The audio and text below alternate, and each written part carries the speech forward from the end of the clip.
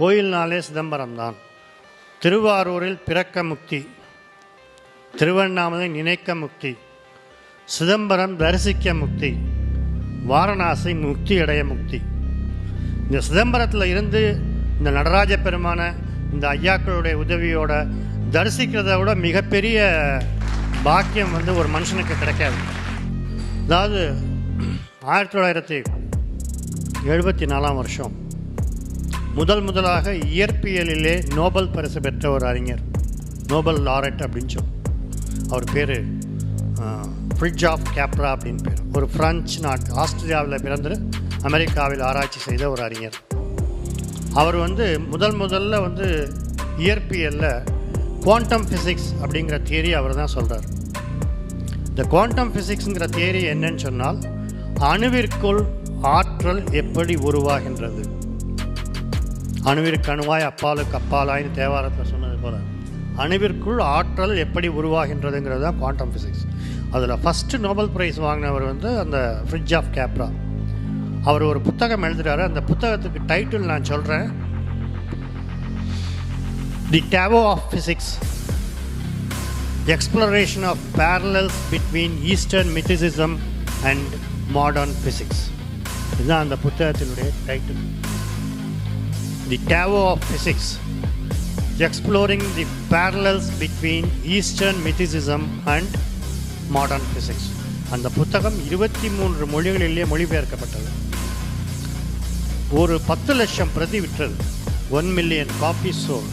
அதில் என்ன சார் அதிசயம், அதையே நான் இங்கே சொல்கிறேன் அப்படின்னா, அவர் சொல்கிறாரு, அவருடைய மாடர்ன் ஃபிசிக்ஸ் இந்த டாவோ ஆஃப் ஃபிசிக்ஸில் சொல்கிறாரு, the pattern in which the atomic particle move inside the atom creating energy and destroying energy is the similar posture of Lord Nataraja dancing. அணுவிற்குள் ஒரு துகள், அணுத்துகள் எப்படி சுழற்சி பெறுகின்றது என்றால் அது நடராஜர் நாட்டியம் ஆடும் தோற்றத்தை ஒத்திருக்கின்றதுன்னு சொன்னார்.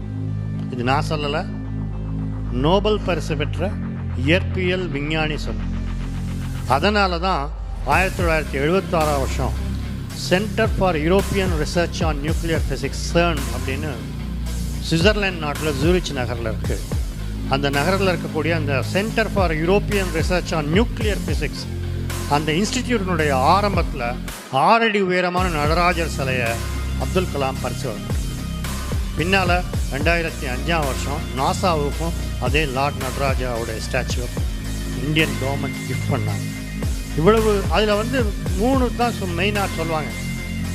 Atomic particle moving inside the atom, either inside a liquid phase or solid phase. It has 3 different dimensions. One is creation, another is preservation or sustenance, and the third is destruction. ஆக்கல், காத்தல், அழித்தல். இந்த 3 தான் முக்கியமாக அணு உள்ள the fire ring within which Lord Nataraja is dancing. அந்த நெருப்பு சக்கரத்துக்கும் எதை குறிக்குதுன்னு சொன்னால் creation and destruction of energy. அதில் நடராஜர் பஞ்சபூத ஸ்தலம், இது ஆகாய ஸ்தலம், சித்சபை, அபோர்ட் ஆஃப் இன்ஃபினிட் அப்படின்னு கொடுத்துருக்குறாங்க. இதில் முக்கியமாக நம்ம பார்க்க வேண்டியது என்னென்னால், இந்த 3 தவிர இன்னும் 2 சொல்கிறாரு கேப்ரா. கேப்ரா மட்டும் இல்லை, நீங்கள் பார்த்தீங்கன்னா ஹீசன்பர்க், நிக்கோலா டெஸ்லா, போர், இவங்க எல்லாருமே they say they are all Nobel laureates and very learned scientists in modern science. All these scientists say that they have similarities with Vedic literature in India. வேதங்களிலே சொல்லப்படுகின்ற உட்பொருட்களும் அவர்கள் கண்டுபிடித்த அறிவியல் கருத்துக்களும் ஒத்துப்போகின்றனன்னு சொல்கிறாங்க இந்த எல்லா விஞ்ஞானிகளும். இவங்க அவர் கேப்ரா சொல்லும் பொழுது 3 தான் மாடர்ன் ஃபிசிக்ஸில், குவாண்டம் ஃபிசிக்ஸில் சொல்ல முடியுது. என்ன 3? ஆக்கல், கழித்தல், காத்தல், அழித்தல், creation, sustenance and destruction. But there are 2 more things. One is illusion and another is salvation. மாயை, ஞானம். இந்த மாயை, ஞானம், இது 2ம், இந்த 3ஓட இந்த 2 சேர்ந்தால் 5 பஞ்சபூதம் நடராஜர். இந்த முதல் 3ல் நடராஜர் பற்றி சொல்லும்போது ஆக்கள் காத்தல் அழித்தல் இது எல்லாம் வந்து சயின்ஸில் எங்களால் சொல்லிக் கொடுக்க முடியும் அண்ணாமலை பல்கலைக்கழகத்தில். ஆனால் அதற்கு மேலே இல்லூஷன் அண்ட் சால்வேஷன், மாயை ஞானம் தில்லைக்கூத்தனுடைய திருவடியிலே தான் ஒருவர் பெற முடியும்.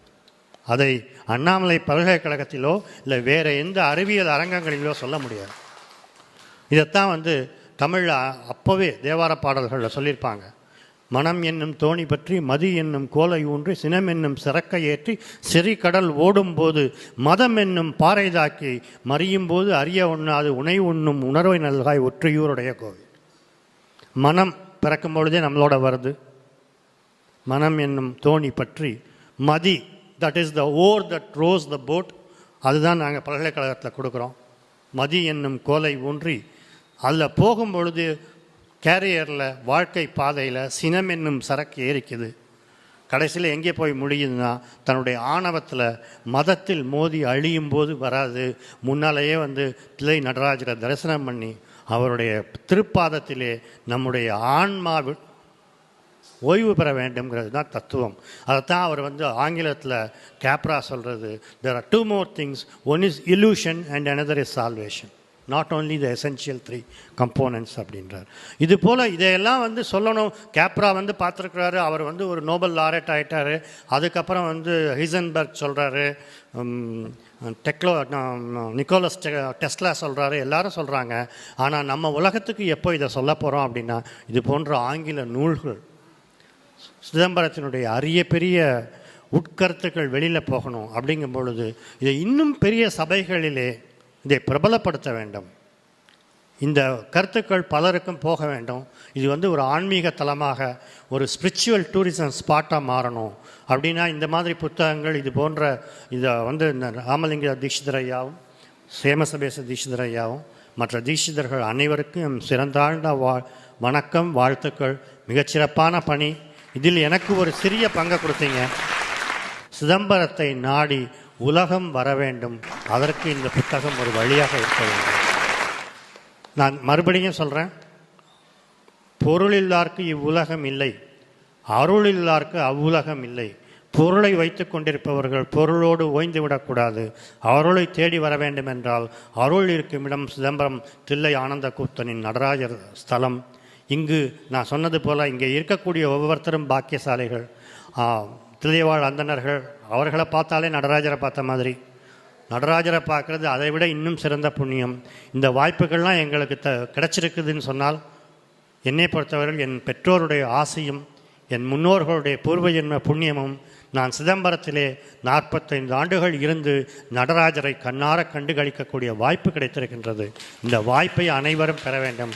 அதற்கு இந்த புத்தகம் ஒரு நல்ல வழிகாட்டி. எனவே வாழ்த்துக்கள், வணக்கம்.